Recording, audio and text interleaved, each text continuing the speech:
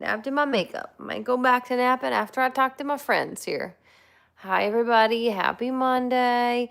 Different part of the house today.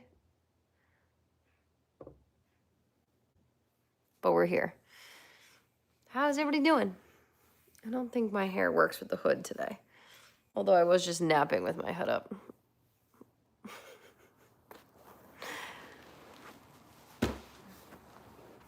Everybody good? Hello, everybody.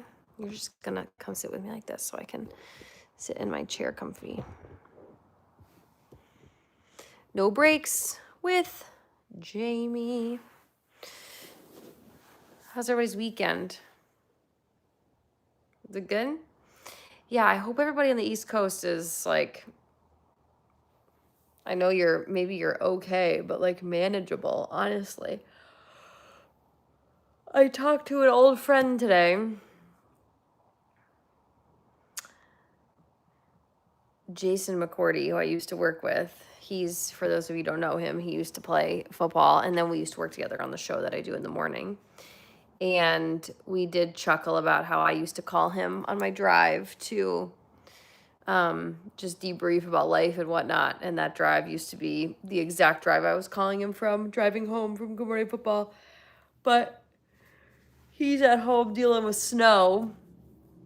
And I was driving home and it was 68 and sunny. And there is like, I don't know, dots of like beautiful clouds in the sky in California today. I'm glad everybody's good. Mike, I don't know if I'm abandoning the home studio. The thing is, like, I've hit this part of the show where A, I can do the show from my phone. B, I seem to get like higher viewership and engagement when I do the show off of the YouTube app. So I've been like more inclined to do that. And there's just certain parts of the house where there's like natural lighting, and down in that, like, I literally am like wedged into this corner of this like little tiny like closet room in this house. And I don't know, some days I kind of just like avoid going down there, to be honest. So I pop up in different parts of the house with the good lighting as much as I can.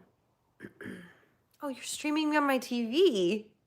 So I'm talking directly to you, Kevin, on your TV. Hello. So I think I disclosed this a couple weeks ago here on No Breaks, but I'm going to review again. Sports cards.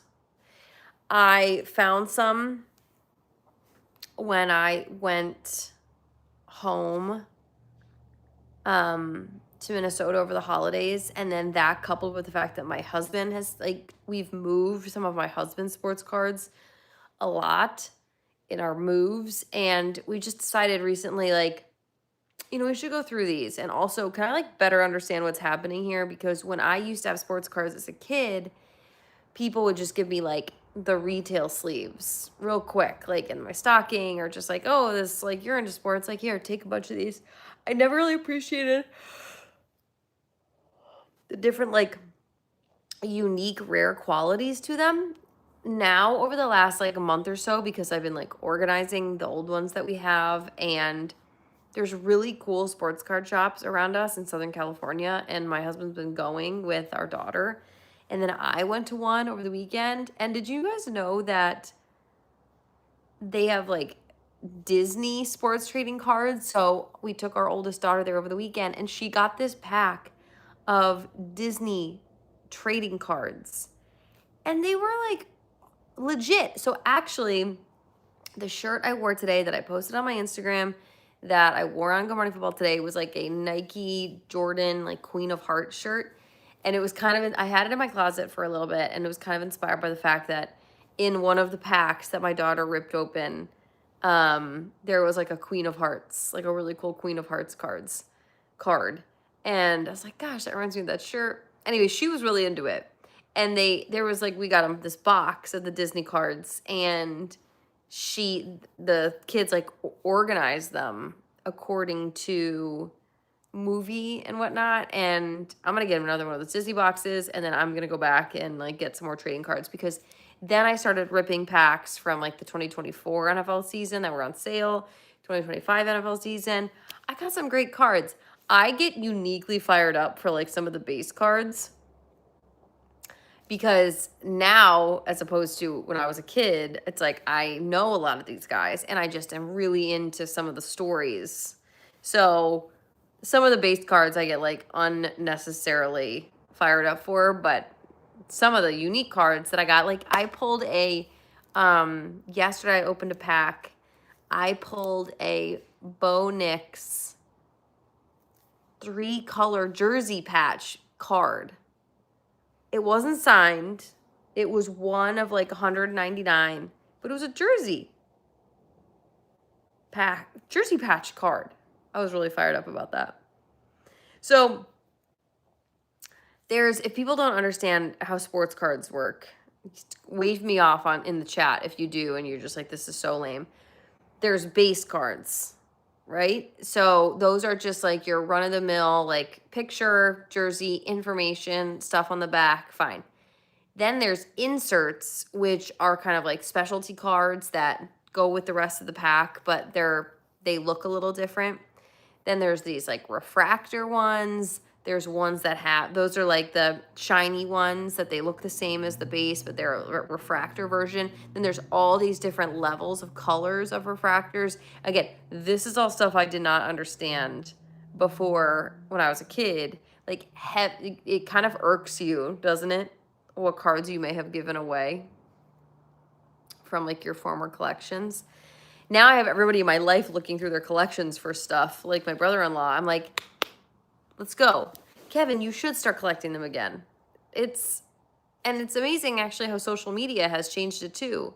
Now there's people posting on all different lives, opening cards. Like I should get a pack and like open it on just for fun one day on No Breaks and just go through them. It's really incredible.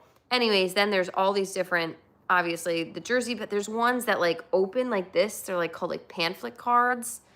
Do you know off the top of your head, Jamie, what is the most famous sports card I have? I don't know famous. Let's think. What's a good one that I have?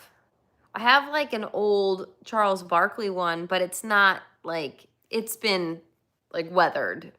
But now it's funnier too because I like worked with Charles and we're like more or less friends. But sports card packs opening on No Break sounds fun. Okay. See, I've only done the football cards. Like I haven't even gotten back into the basketball cards. And like I know, is baseball cards kind of like the OG sport collecting cards? It must be. Kind of sounds like it from what I remember of cards. So I heard once, I think the story is true, that there's a kid in Minnesota recently-ish that opened up a pack and it had like the Shohei Ohtani and he got it like at a retail store. Oh, that's cool, Brian. You have the complete 87 and 91, the Twins worlds. Isn't that a Twins? Aren't those Twin sets? Angela, you have a drawer full of Star Wars cards. See, I had no idea they made cards of other genres, if you will. I thought it was straight sports, which kind of makes me feel like a fool now. But yeah, those Disney cards like totally set us off in our house.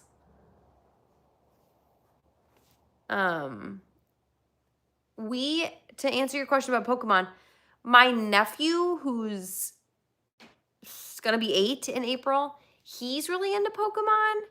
I think my husband grabbed the girls a Pokemon card pack, but they don't know the characters at all to kind of care about but the Disney princess cards that we were collecting. So maybe I'll start them into Pokemon so they can start to understand the characters.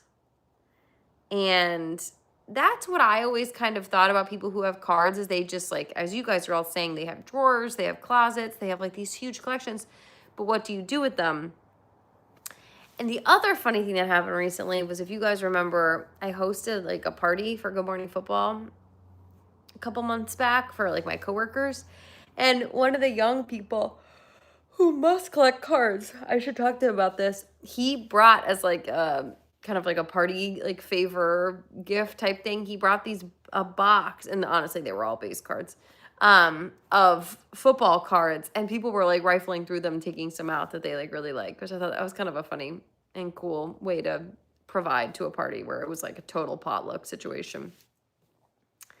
I have to look into the Pokemon thing. I also saw a video once on social media that was so sweet about this dad who went up to this guy at like a trade show and said like, "Hey, my little boy, I think he was like autistic or something, like can he come up and trade you?" He like gave him the card to trade with. Like he only cares about like base salamander or whatever. Salazar. Was that one of them? Anyways, and the kid came up and he was like, "You have this? Can I trade this with you?" And the guy was like, "Yeah, man." He like opened up his glass plate and the kid lost his mind. It was a really sweet setup. Kids will want to trade them, especially if they've got. But see, this is where I'm concerned about like ripping packs and having, because we essentially like we've ripped packs open over the weekend, like even the Disney ones, and they're like, "Wow, cool, Queen of Hearts." And we're like, "Wait, hang on, let me take a look at that Queen of Hearts." Like we essentially pocket Charizard, thank you. We pocket the nice ones like immediately because we're like, wait, what if that's something? We have to take a look at that further. So essentially we've taken like a couple of the Disney princess cards like out of the running almost immediately. And you're like, wait, I just need to see that. And it's mine. There was a huge controversy. Yeah, I understand. You can't win them all. Isn't that a Pokemon thing? You can't when it comes to various like religious beliefs and the scale in which people think things are demonic. You can't. You're not going to win them all. So, gotta catch them all. I think that's the Pokemon phrase, but you can't win them all either when it comes to that stuff. The second things come up from, oh, thank you for watching since the SEC. The second things come up with stuff like that, like, oh, it's controversial because some people thought it was like satanic or demonic. I'm just like, okay, if that's what you are, if that's the avenue you want to drive down, I'm not going to follow you down that avenue, but I'm not also going to try to stop you from going down that street. You know, it's one of those things. You win some, you lose some. You're not going to agree with everything, with everyone about everything. It's kind of my new stance. What else is happening in the world? Honestly, I know I talked about this last week. I am still emotionally preparing for the Super Bowl. I leave a week from tomorrow. I have been texting with my agent about all these meetings that have to get set up. And I pretty much told him today, I had this text that was pending today that was like the morning block. So I'll do Good Morning Football from the Super Bowl Wednesday, Thursday, and Friday from 5 to 9 a.m. locally. Okay. And I will then at 9 a.m., like I'm done for the day, but I have been up since 3.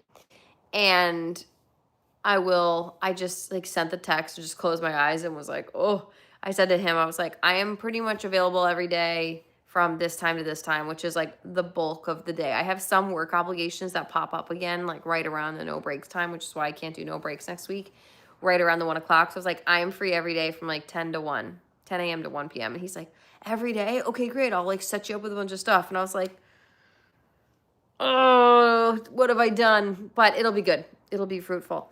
I am not my own agent. I am my own agent when it comes to no breaks. I am not my agent when it comes to sports television stuff. Yeah, we're doing the show. I have to take a no breaks hiatus next week because of the travel. And there's just like immediately the first 3 days, things got booked like right in the middle of the no breaks time slot. So we have to do a Super Bowl hiatus next week.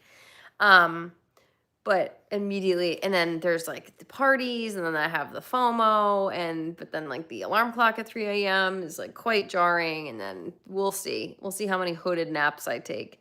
Luckily, I think our hotel is kind of right in the middle of the city in San Francisco. I'm just going to treat it as very walkable. I was at the last San Francisco Super Bowl.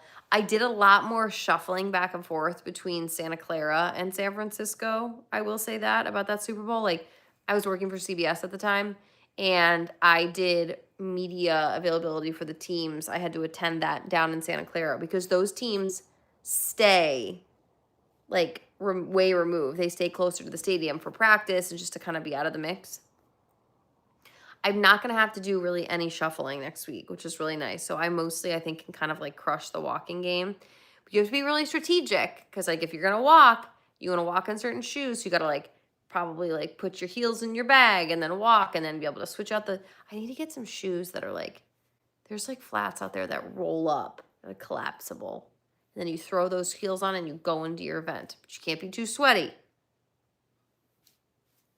It's like all a very tricky game when it comes to the Super Bowl. But I just hate getting in the back of the car. I hate passengering in the car. People who know me know this about me. I will avoid getting in the car as much as possible. I will leave 1 hour early for something. I also just don't like being like controlled that much. So oftentimes when we go to big events like this, it kind of reminds me of the international games. Let's say we have to go meet with a team on Friday. Games on Sunday, teams meeting on Friday, and their hotel's like 2 kilometers from our hotel.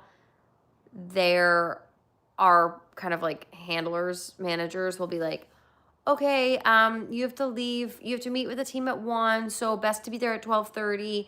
It's like a 30-minute ride, but let's be safe, so leave at 11:30. And you're like, it's how far? And they're like, it's across Green Park on the other side of that castle. And I'm like, I'll just walk. I'll meet you there. What time do you have to be there? 1 o'clock? Exactly.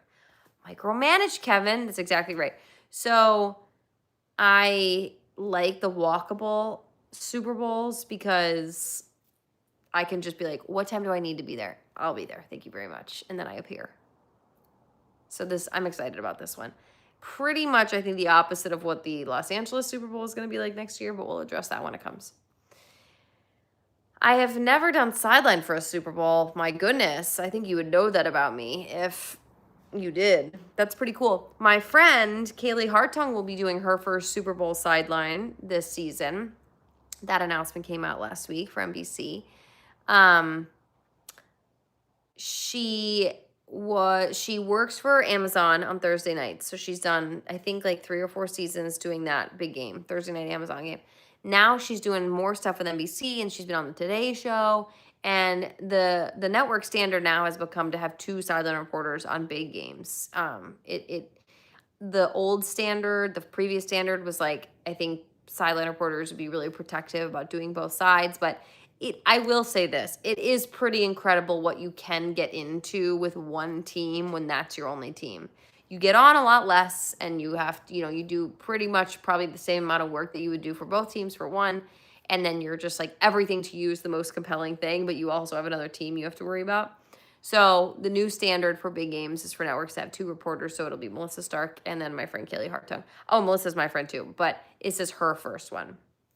I am doing the Pro Bowl, but I'm not on TV for the Pro Bowl. Kyle Manti and I, happy birthday Manti Teo, by the way. Kyle Manti and I are hosting the Pro Bowl in the arena. So anybody who's going is a fan. We are going to be the absolute knuckleheads who are ripping around the Pro Bowl arena with the cameras, just open mic night. Like, it's actually, I think they probably are going to take the job back from us when we're done. We had a meeting about it last week, and we were like, so just tell us where we can't go.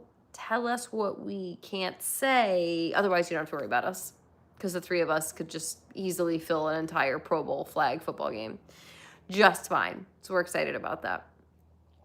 If anybody's going to be in the Bay Area, I think there is going to be this line you can stand in at the NFL Experience where you can get into the Pro Bowl. I'm sure I think there's tickets, but I think there's also this like standby line that you can be in. So honestly, the last couple weekends after no breaks on a Monday was post my daughter being in The Little Mermaid, and I was like absolutely fried. This weekend we had no plans. I actually taped a show, like a special, on Friday night. I forget when it's going to air. I'll get back to you on that. But I taped a special, and my daughter got to come with me to work, my oldest one, which I've never really done that before. She did fine. She still had to like be on my phone and like watch a little show during some of the tapings, but like, what are you going to do?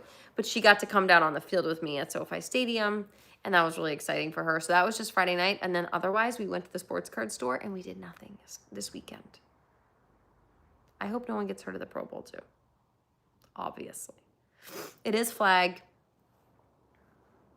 I hope so too. But it's just been kind of like a glorious Monday, honestly. No breaks though, as always, even though next week we're going to have to take a no breaks break because of the Super Bowl. Regular week though, we'll check in with Giselle. She's been busy recently. We missed her last week. She was at some large speaking engagement. She was jumping up and down on a stage, and I saw a bunch of people tag her, so we have to hear about that. And and then Wednesday, Jacko Wednesday, regular old Thursday, and then a Chris Friday, and then we're going to take a week off. So everybody have an awesome week. I hope you guys are doing well. If you're anywhere where snow is falling, if you're in Minnesota, I hope you're doing well. I'm thinking about Minnesota. And that's the tea. I don't really say that. That's a no breaks. That's a Monday on a no breaks. Bye.